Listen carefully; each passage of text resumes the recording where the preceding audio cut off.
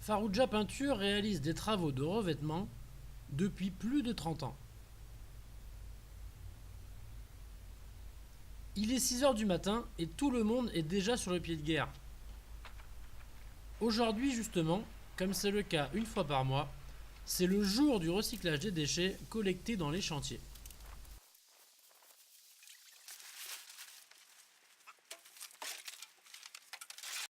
Donc là aujourd'hui c'est tout ce qui est bâche souillée, plastique, chose qu'on ne s'en sert plus. Donc il ne peut pas aller à la poubelle, donc ça part en déchetterie spécialisée. Et tout ce qui est seau vide, avec des fonds de peau qui est mort, qui part en déchetterie aussi spécialisée.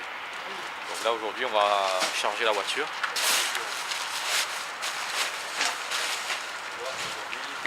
On aura presque assez pour faire le deuxième voyage. Mais le mois prochain on refait l'opération. Ce qui va rester là, on va le recycler dans un mois. Aujourd'hui, la peinture utilisée est le résultat d'une accumulation de nombreuses petites innovations permettant de limiter l'impact environnemental. Cependant, il subsiste des composés chimiques nocifs qui exigent un traitement spécifique.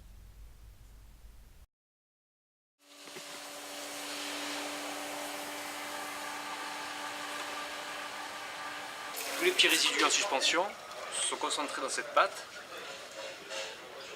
Donc cette pâte va être concentrée ici, dans le filtre.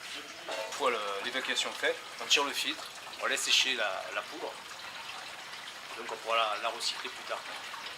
Donc on ne pollue pas l'environnement, c'est ça l'intérêt du système. En fait, les déchets qui ont été collectés ce matin vont être regroupés et après on va émettre un grand bordereau de suie déchets pour un centre de traitement définitif. Et à partir de là, M. Farrugia recevra sa compie conforme, où on va lui dire si c'est de la valorisation, si c'est de l'incinération, valorisation énergétique ou matière. Et ça lui permet pendant 5 ans de pouvoir justifier ce qu'il a fait de ses déchets.